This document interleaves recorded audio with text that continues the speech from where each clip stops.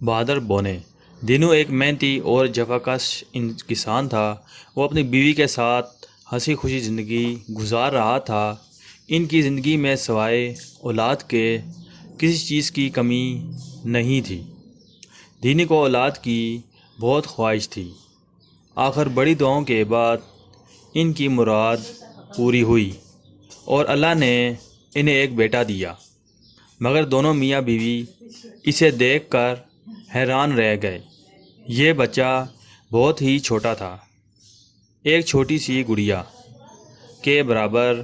جس نے بھی بچے کو دیکھا تو یہ کہا کہ یہ بچہ بونا ہے، اس کا قد زیادہ سے زیادہ 1.5 فٹ تک بڑھ سکے گا اور نہیں۔ دینو بہت مایوس ہوا اور اس نے بچے کا نام آنا رکھ دیا۔ آنا واقعی بہت آہستہ آہستہ بڑا ہونا شروع ہوا۔ کچھ عرصے کے بعد دینو کے گھر ایک اور بچے کی آمد ہوئی، لیکن وہ بھی پہلے کی طرح بونا نکلا۔ دینو نے بجائے اللہ کا شکر ادا کرنے کے اپنی قسمت کو کوسنا شروع کر دیا اور چڑھ کر دوسرے بیٹے کا نام دو آنا رکھ دیا۔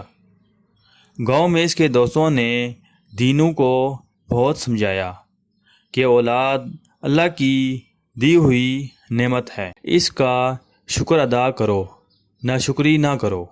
مگر دینو ہر وقت اپنی قسمت کو برا بھلا کہتا۔ اسے فکر تھی کہ جب وہ بوڑھا ہو جائے گا تو اس کے کھیتوں میں ہل کون چلائے گا، بوائی کون کرے گا اور فصل کون کاٹے گا۔ کیا پدی اور کیا پدی کا شوربہ، یہ بونے بچے بھلا کیا کام کریں گے۔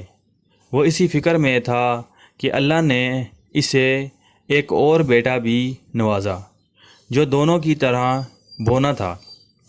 دینو نے اپنا سر پیٹ لیا اور کئی دن تک وہ گھر سے باہر بھی نہیں نکلا۔ وہ اس قدر چڑچڑا ہو گیا تھا کہ کسی سے بات بھی نہیں کرتا تھا۔ غصے میں آ کر اس نے اپنے تیسرے بیٹے کا نام کھوٹا آنا رکھ دیا۔ وقت گزرتا گیا اور تینوں بچے آنا، دو آنا اور کھوٹا آنا جوان ہو گئے۔ تینوں 1.5 فٹ کے تھے۔ ان کے قد تو نہ بڑھ سکے، مگر اپنی شرارتوں، ذہانت اور بے باکی میں تینوں یکساں تھے۔ وہ اپنے باپ کا ہاتھ بٹاتے تھے، مگر پھر بھی دینو کسان ان سے خوش نہیں تھا۔ اسے تو رہ رہ کر یہی خیال آتا تھا کہ کاش یہ بچے معمول کے مطابق قد میں پورے اور کڑیل جوان ہوتے۔ تینوں بونوں میں ایک خصوصیت بھی تھی۔ آنا جو جانوروں کی آوازیں بڑی مہارت سے نکالتا تھا اور ان کی بولی بھی سمجھتا اور بولتا تھا۔ دو آنا تیر اندازی میں ماہر تھا اور آنکھ بند کر کے نشانے پر تیر مارتا تھا۔ کھوٹا آنا ہوا میں اڑ کر چھلانگ مارتا تھا اور اس کی لات جسے پڑ جاتی اس کا منہ ٹیڑھا کر دیتی تھی۔ وہ تو بس ایک چھلاوا تھا۔ دینوں کے کھیت میں فصل تیار تھی۔ اس نے فصل کٹوا کر منڈی میں بیچ دی اور خوشی خوشی رقم لے کر گھر آ گیا۔ 4 چور دینوں کی طاق میں تھے۔ انہوں نے رات کو کسان کے گھر میں چوری کا پروگرام بنایا اور آدھی رات کو کسان کے گھر میں داخل ہو گئے۔ کسان اور اس کی بیوی سو رہے تھے کہ چوروں نے ٹھوکروں سے اٹھا دیا۔ دونوں نے جب چوروں کو سامنے پایا تو بہت گھبرائی۔ ایک چور نے دینو کا گریبان پکڑا اور بولا، نکالو وہ ساری رقم جو تم آج منڈی سے لائے ہو۔ بھائیو، میں بڑا غریب آدمی ہوں، اسی رقم سے پورا سال گزارنا ہے، یہ ظلم نہ کرو۔ دینو نے بڑی عاجزی سے کہا اور سب کے آگے ہاتھ جوڑے، لیکن چور تو پھر چور تھے۔ انہوں نے کسان کو مارنا شروع کر دیا۔ تینوں آنے یعنی آنا، 2 آنا اور کھوٹا یہ منظر چھپ کر دیکھ رہے تھے۔ آنا کسان کی چھتری میں چھپا ہوا تھا، 2 آنا ایک بالٹی کو الٹا کر کے اس کے اندر بیٹھا تھا، اور کھوٹا آنا اوپر مچان پر رکھے گدوں اور تکیوں کے درمیان گھسا بیٹھا تھا۔ ایک چور کے ہاتھ میں بڑی بندوق تھی، اس نے بندوق کسان کی طرف تان رکھی تھی اور وہ چور برابر رقم کا مطالبہ کر رہے تھے۔ سب سے پہلے 2 آنا نے بالٹی کو اندر سے بجایا۔ ایک چور بولا، یہ کیسی آواز ہے؟ دوسرا بولا، تمہارے کان بج رہے ہیں۔ 2 آنا نے پھر بالٹی بجائی۔ اب کہ تو چوروں نے چاروں طرف دیکھا لیکن انہیں کوئی نظر نہ آیا۔ چوروں نے دینوں سے پوچھا، یہ کیسی آواز ہے؟ دینوں نے کہا، بھائیوں مجھے کیا پتا، شاید کوئی جانور ہوگا۔ اسی وقت آنے نے اپنے منہ سے بھیڑیے کی آواز نکالی۔ ایک چور نے گھبرا کر اپنا ساتھی کی طرف دیکھا اور کہا، باہر بھیڑیے آ گئے ہیں۔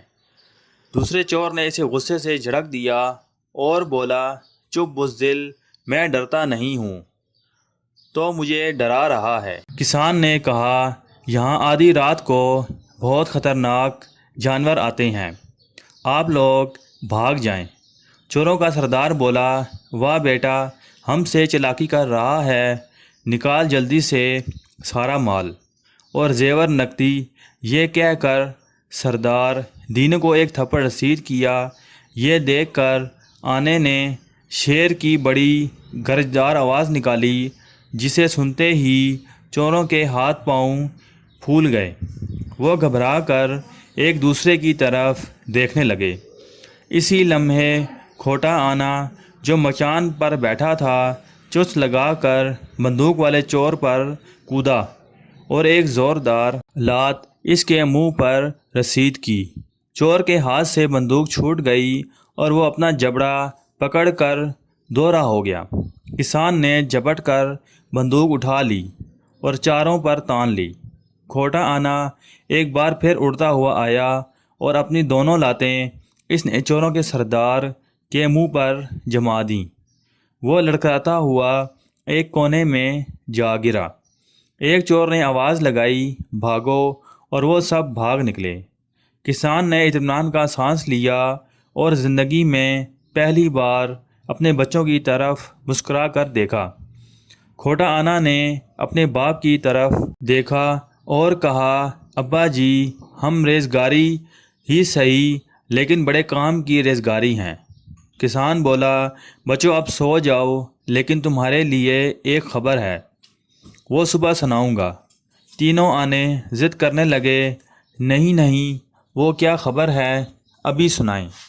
کسان نے جواب دیا، بادشاہ نے اعلان کیا ہے کہ اس کے 3 شہزادیوں کے لیے اچھے اور بہادر شوہر چاہیے۔ وہاں بڑے زبردست مقابلے ہوں گے، تم لوگ بھی جا کر قسمت آزمائی کرو۔ تم لوگوں نے الٹے سیدھے کام سیکھ رکھے ہیں، ممکن ہے کوئی تکا لگ جائے۔ تینوں آنے بڑے خوش ہوئے، کہنے لگے، ہم لوگ صبح ہوتے ہی روانہ ہو جائیں گے۔ غرض صبح ہوتے ہی تینوں آنے اپنے سفر پر روانہ ہوئے اور جلد ہی اپنی منزل پر پہنچ گئے۔ جب منزلیں طے کرتے ہوئے یہ تینوں شہر میں داخل ہوئے تو لوگ انہیں دیکھ کر ہنسنے لگے اور آپس میں باتیں کرنے لگے، یہ تو شاید جوکر ہیں جو شاہی مسخرے بننے آئے ہیں۔ مگر وہ سب سے بے نیاز چلتے رہے۔ جب وہ بادشاہ کے سامنے حاضر ہوئے تو بادشاہ نے انہیں دیکھ کر بہت خوش ہوا اور بولا، تم تینوں مل کر یا ایک ایک کر کے؟ 2 آنا نے جواب دیا، جہاں پناہ، ہم تو مقابلے میں شریک ہونے آئے ہیں، جیسے آپ کی مرضی۔ بادشاہ نے کہا، تمہیں پتہ ہے بڑے بڑے شہزادے اور سرما ان مقابلوں میں حصہ لیں گے، تم ان کا مقابلہ بھلا کیسے کرو گے؟ کھوٹا آنا بولا، آپ ہمارے قد پر نہ جائیں اور مقابلے کا انتظام کیجیے۔ بادشاہ نے کہا، کل صبح شاہی گراؤنڈ میں آ جانا، اب جا کے آرام کرو۔ دوسرے دن شاہی گراؤنڈ میں تل دھرنے کی جگہ نہیں تھی، چاروں طرف لوگ کھچا کھچ بھرے ہوئے تھے۔ کئی نامی گرامی پہلوان، تیر انداز اور تلوار باز وہاں موجود تھے۔ آس پڑوس کے ملکوں کے شہزادے بھی آئے ہوئے تھے۔ سب سے پہلے تیر اندازوں کا مقابلہ ہوا۔ یہ مقابلہ دو آنا نے جیت لیا۔ پہلوانی اور زور آزمائی کے مقابلوں میں جب کھوٹا آنا میدان میں اترا تو چاروں طرف سے لوگ ہنسنے لگے۔ کئی شہزور اور پہلوان اس کے مقابلے پر آئے، مگر کھوٹا آنا کی فلائنگ کک سے سب کے منہ توڑ کے رکھ دیے۔ اب بادشاہ نے اٹھ کر اعلان کیا کہ ایک انوکھا کھیل ہوگا۔ ہم کچھ جانور چھوڑیں گے اور امیدواروں کو ان سے لڑنا ہوگا۔ اگر وہ جانوروں کو مار ڈالنے میں کامیاب ہو گئے تو شہزادیوں کی شادی انہی بہادروں سے کی جائے گی۔ میدان خالی کر کے سپاہیوں نے پنجرے کھول دیے۔ ان جانوروں میں بھیڑیے، کتے، ریچھ اور خوفناک قسم کے بڑے بڑے بندر شامل تھے۔ یہ دیکھتے ہی تمام امیدوار بھاگ کھڑے ہوئے۔ اب میدان میں اترنے کو کوئی تیار نہ تھا۔ پھر لوگوں نے دیکھا کہ دو آنا اور کھوٹا آنا میدان میں اترے اور چاروں طرف سے جانور ان کی طرف دوڑے۔ جیسے ہی جانور ان کے قریب آئے، آنا نے شیر کی گرجدار آواز نکالی، مگر آواز نکالنے سے پہلے اس نے اپنے تھیلے سے شیر کی کھال نکال کر اوڑھ لی تھی۔ جانور ڈر کر پیچھے ہٹنے لگے۔ دو آنا نے تیر کمان نکالی اور اپنی بے مثال مہارت سے کئی خوفناک جانوروں کو نشانہ بنایا۔ کھوٹا آنا اچھل اچھل کر دو لتیاں چلا رہا تھا۔ تھوڑی دیر میں میدان میں جانوروں کی لاشیں بکھری پڑی تھیں اور میدان تالیوں سے گونج رہا تھا۔ بادشاہ نے تینوں بونوں کی جیت کا اعلان کیا اور اسی وقت شاہی پالکی میں تینوں شہزادیاں باہر نکلیں۔ حسن اتفاق کے یہ تینوں شہزادیاں بھی بونی تھیں۔ بادشاہ نے آنوں کو مخاطب کرتے ہوئے کہا، میں تو خود چاہتا تھا کہ آپ تینوں جیتیں، کیونکہ ان چھوٹی چھوٹی گڑیوں جیسی شہزادیوں کے لیے آپ تینوں سے اچھا کوئی رشتہ نہیں ہو سکتا۔ دوسرے دن بادشاہ نے شادی کا اعلان کر دیا اور تینوں فوراً اپنے ابا یعنی دینو کسان اور اپنی اماں کو شاہی محل بلوا لیا۔ شادی کی تقریب بڑی دھوم دھام سے ہوئی۔